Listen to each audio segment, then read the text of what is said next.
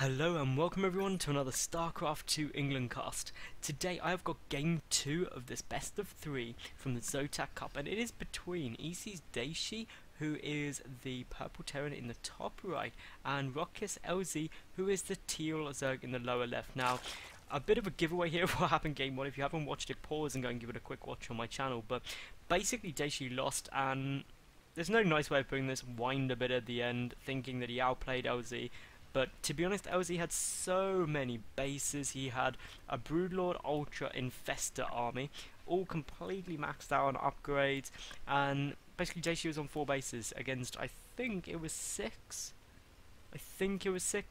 But anyway, it's just pretty crazy, and I'm surprised that Dayshi is still going on about it now. So, a bit of a bad show in my opinion, but roxkisLZ, he's pretty chilled. He won game 1, so be interested to see how this goes. Now, what are the different options of these players? Well, pretty similar to game 1. We should see LZ go for a 15 hatch and then either a 15 or 16 pull, grab a gas quickly, just ready for speed, and then really just go pretty normal. Dayshi, on the other hand, can do anything.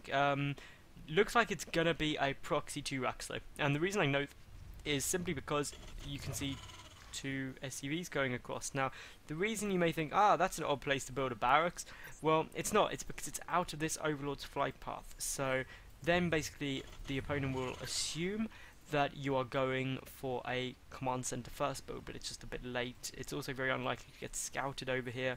Again, it could come slightly more forward. I mean, I'm surprised it wasn't chucked down somewhere like here. It's just a bit closer, shore reinforcement distance, but I guess the threat is this Overlord would spot it. So anyway, roxkisLZ, he is going for that hatchery. He's gone up to 16, so it's going to be a 15 hatch, 16 pool, which is fairly good. Obviously, you don't want to get much later than that unless you're feeling incredibly ballsy, which LZ isn't. He's doing the right thing and getting a 16 pool. Now, the first barracks is done. The orbital command instantly started. We'll need another supply depot shortly, though, once this Marines production does start ramping up. The SCV is going to start moving across the map. Needs to be careful, otherwise it will give away the fact that SCV is going a bit of a peculiar route. And I mean, obviously now that a second SCV coming across will ring the alarm bells. I don't know if it was picked up there. No, it wasn't quite, so that was a bit of an unfortunate step there. But I mean, obviously LZ should be aware the bunkers are coming down in his base. There's going to be 2, but unfortunately he's got nothing scouting here. So if we look at the vision of LZ, he has literally no clue there's a bunker here, which is why I think always just leave it Overlord a bit closer. But of course, the second that finishes, he's going to see, oh, there's a bunker there. Oh dear, oh dear, oh dear. There's Marines there, and I guess build spine crawlers. That's the only solution I've got. Oh, there's more bunkers being built, and this is the moment really where LZ starts panicking. He's got the queens on the way, he's pumping a lot of zerglings, and already this is going to be unfun times. The Marines are streaming in 1 bunker full already. If that second bunker is allowed to finish, basically no number of zerglings is going to make this fun times for LZ, and he's probably going to end up losing this hatchery, and all because he didn't scout around the front. Obviously the queen will pull back, but now that second bunker's finished, this is going to be really unhappy times. The Marines do need to start to pull up the second bunker though, otherwise it is less than cool. The SCV's pulling back. That's quite surprising that no SCVs were left down here to repair. But I mean, once that natural is gone, well, that's bad times, as in really bad times. And that queen tried to see if it could outrange from there, but unfortunately it couldn't. A couple of those blings will get hits off. I mean, there's just so many Marines, and now what we will probably end up seeing is just a contain go down, and obviously Dayshi has expanded behind this, is getting up a 3rd barracks as well. No gas yet, so it's just really going to pump Marines for quite a long time. There's nothing wrong with that. If you're in such a dominating spot, that's good, but I mean, the concern is of course the banelings. They could be a big problem if you do allow the banelings to come out. So what does surprise me is these Marines are being a bit more proactive. Love to see them kind of basically come out, start trying to pick off that spine crawler, maybe even run up the ramp just to give it a little poke, see what's going on. Spine crawlers do obviously outrange bunkers fractionally, so that's what we'll see here. But this is again a bit of a delayed reaction, trying to use, this is absolutely insanely good micro though, just timing it between the hits, but unfortunately not quite as good as it could be. There we go, and this is just absolutely crazy by Dayshi right there, just trying to poke and prod as best he can. Now what would be ideal is just seeing just a few more.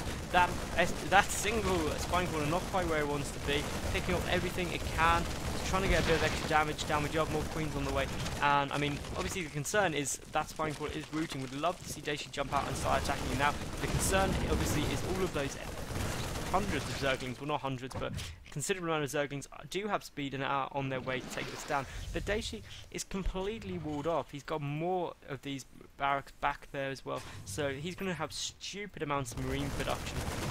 And I mean, yes, a big Baneling Bust could hypothetically pump through this, but you need so many Banelings to punch through 3 barracks, and then of course there are those 2 bunkers behind. So Dayshi knows that he's a base up.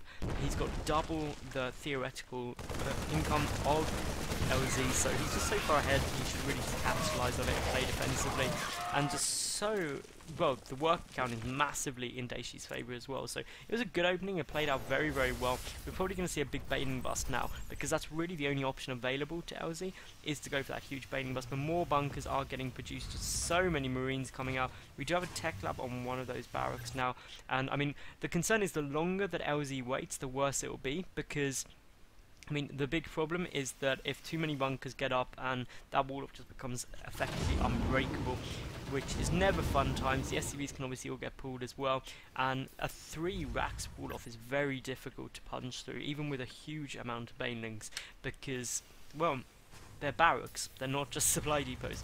Anyway, no attempt yet from LZ to get a natural base, so it's basically definitely committing to this. It's a 1 base all in, it's a final push just to see what could happen.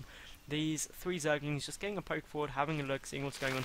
12 Banelings morphing in, 13 now, and of course all of LZ's money is going on this now. But if we look at the work count, over double the workers for Dayshi. Over the second base, his income is going to be hugely superior, over double. So again, not fun times, and 3 times more gas income as well. That's pretty big.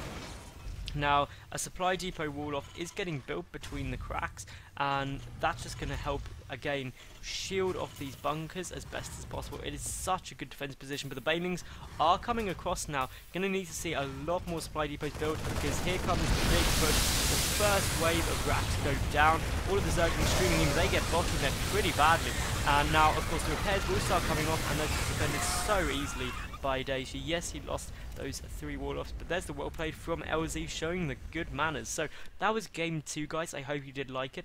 If you did, thumbs up, comment, subscribe, follow me on Twitter, and then flick over to my channel, and I'll see you at game 2 any second. Thanks for watching, and catch you, well, now, hopefully.